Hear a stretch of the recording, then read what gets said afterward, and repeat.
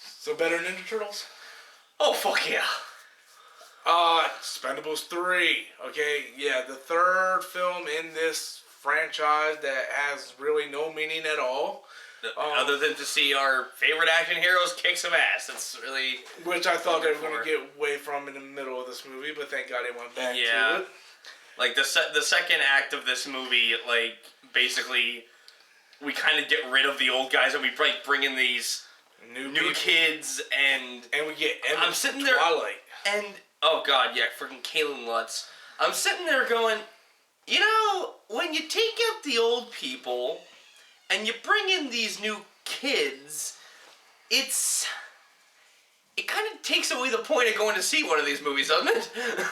I mean, the whole heart of this thing is our favorite old action heroes are kicking some ass together. I would. Okay, like, that's the whole joke behind this thing. I would have much preferred, like, I knew what they were doing with, like you said in the car, the passing of the torch. It's like, yeah, they try to do this whole passing of the torch thing. I would have enjoyed if there was more older heroes and just got rid of the fucking young kids altogether. Like, I would have loved if we saw, like, Danny Glover in there.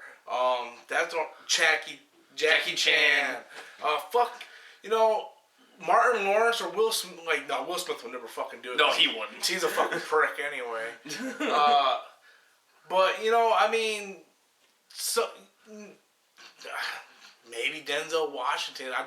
I don't think Denzel Washington that much of a dick. I think he probably would do it if it's a limited part. But I'd rather see more old... Because the whole premise of the movies were old action stars from the 80s, early 90s and whatnot, and get them in there and see them do what they did back then. And I didn't like the whole premises of the young people coming in. Even though I knew the storyline they were trying to do, I didn't too much care for that. I wish I would have saw some older actors in there, but... Yeah, I will admit Ronda Rousey was looking damn fine, but... If you don't look at her head... What? If you don't look at her head... Yeah, it was a nice body. But... either way, I will say this for the movie, the second act is incredibly iffy. Like, again, I didn't really care much for the new kids. I thought Kelsey Grammer was fucking pointless in this film. I loved him. Like, he wasn't bad. But I agree. He wasn't bad. Like, he just really didn't have any purpose in this movie. But hey, let me show you these youngsters here. Yeah. You know? Yeah, that's pretty much. You could have just removed him from this. You could have just had, like, you could have just had fucking Schwarzenegger do what Kelsey Grammer was doing in this movie, and you'd have the same movie. Or Harrison Ford, for that matter. Or yeah, even Harrison Ford would have been better. Yeah. Kelsey Grammer was great, but kind of pointless. Yeah, the best thing about this movie, far and away, is Mel Gibson. Really? As the villain. That was my favorite thing about this damn movie. That's not my favorite thing. I agree he's a great villain. My favorite thing was Antonio Banderas. Yeah, Antonio Banderas was funny as hell. He like stole the show. In the first act, it was Wesley Snipes who just stole the entire fucking movie. And it actually kind of bothered me when they brought in the new kids, because I'm like, oh, come on, you're getting weird of Snipes! Yeah, like, man, I thought they were going to do like they did in the second one. Because in the second one, Jet Li was only in it for like the first 10 minutes. Yeah. In the second one, then he left. I thought they were going to do that with Wesley Snipes. I'm like, are you fucking serious? You bring Wesley Snipes in for like 10, 15 minutes? No, but he comes back in the end. Yeah. He does. And then Jet Li comes back in this one too, so. Yeah. But yeah, Mel Gibson, fantastic in this movie. Really did a great job as villain. I actually think he's the best villain of any of these movies. So do I. The weakest villain of the series was definitely in the first one. Yeah, okay. I mean, I love that movie, I really do. But yeah, I'll admit the villain was incredibly weak. I don't know. It's Eric Roberts. He's a villain in anything. Every fucking movie he's in, you see him, you're like, villain. That's the villain. Yeah. Every fucking movie he's in, he's a fucking villain. Like the movie, I liked it a lot. Has problems. But I don't think anybody goes into this movie expecting to see like Shakespearean movie of the year type shit, okay? No, I don't think anyone So before anybody jumps on me for liking a shitty movie and criticizing TMNT, well, you know, there's a difference between liking a shitty movie and defending a shitty movie, okay? Because everybody that likes Transformers and Ninja Turtles don't say it's a crappy movie. They're like, oh, you just don't get it. You know, and they try to make it out more than what it is. This movie, I mean, come on, dude. Fucking CGI looked like PS3 graphics. Yeah. The CGI was really bad. The story between Stallone and Gibson was very good. That was really the driving force of the film. Yeah. Was that I don't really want. Well, it was in the trailer, so whatever. He was an expendable that ended up getting screwed over. But in all fairness, he was kind of an under the table kind of guy. Mm-hmm. And yeah, he had a hit put out on him. And now he's coming back, and I'm not gonna say who it is, but he shoots one of the Expendables. Doesn't kill him, but so it basically sets up a revenge plot, just like in the second one, where they killed. But in the second one, they actually did kill the kid. Yeah. Like, they had the balls to do it. Yeah, Van Damme ninja kicked the fucking knife in Homeboy's face. Yeah, chest, which was cool as fuck. But like I said, no one goes to see this movie expecting to see like Oscar-winning performances or whatnot. We go to see it for fun. What was I gonna say? I mean, I like how they keep the plot simple. They don't. They know what they are. They don't try to complicate shit. Yeah. You know. And they're not like, okay, we're doing the third Expendables movie. Yeah. What are we gonna do that's new and hip and different? I know. Sylvester Stallone was created by April O'Neil's dad in the laboratory. Yeah.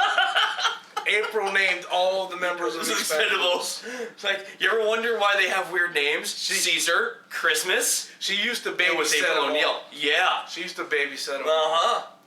She's the mama. Yeah. I'm glad they don't try to do like this conspiracy thing where it's like, yeah, you know, they keep it very simple. 90% of the time, it's a revenge plot. You know, it is what it is. I mean, I don't understand. You know, what the hell do you want me to say? This movie has. This movie does have some problems. Overall, I thought the acting was pretty good. Okay, I mean, yeah, the new kids, like Ronda Rousey wasn't that bad. The mountain climber guy wasn't that bad. Really, the only new guy that I didn't like was Kalen Lutz. But then again, I don't like him in anything. It's not like I can't give the guy a chance. He's just very fucking one note. He's just like, well, you don't know me. When you should tell us why we're going on this mission. Like, he's just very one note. He never expresses any kind of emotion other than, I'm just really angry all the time for some reason. And I love how I love how he agrees to a suicide mission. Then once answers as to why he's doing it. I'm like, dude, I'm gonna go with you. Dude, seriously?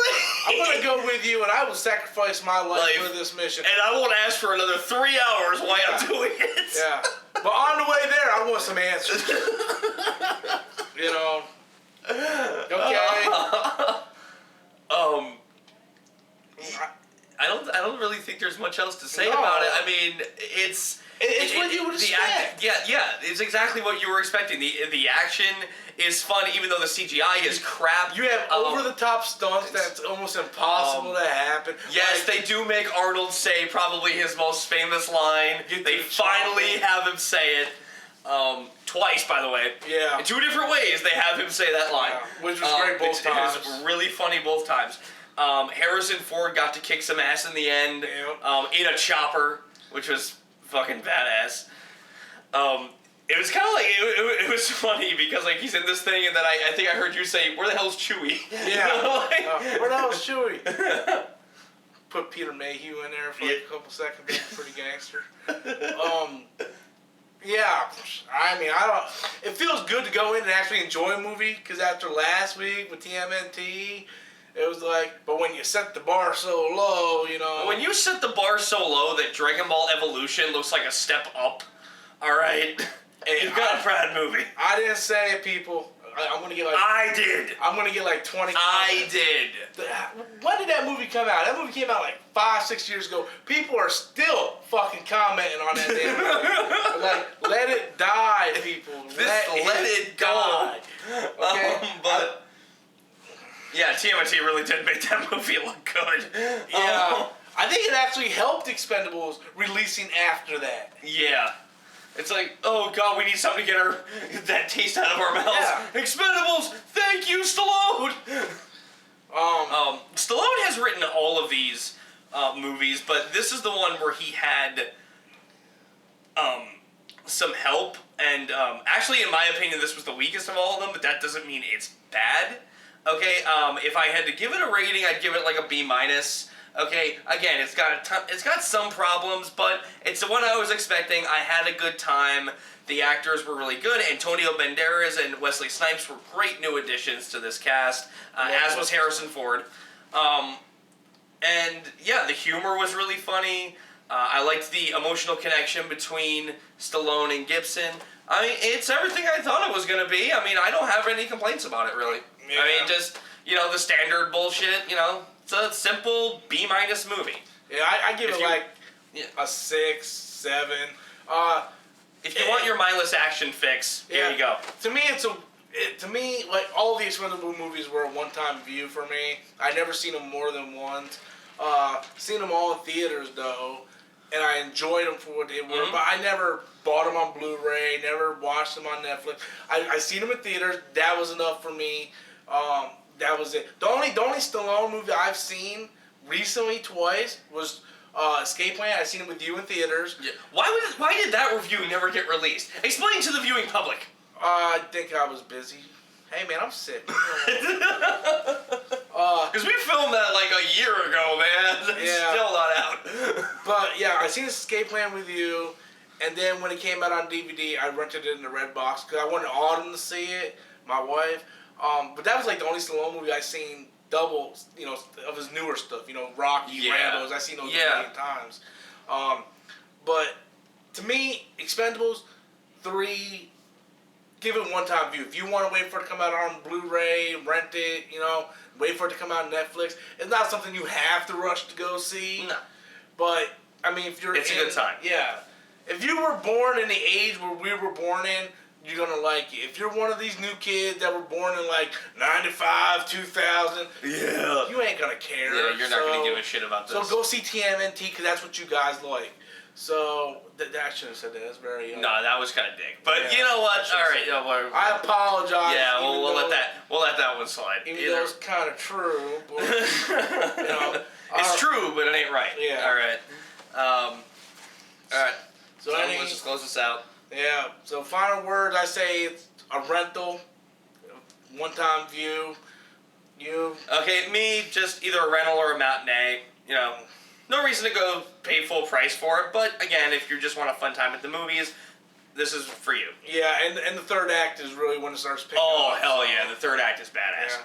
So, that's going to end the review. So, until next time, guys, I'm Storms Inc., and that's my opinion. And I'm Adam J. Catch you next time.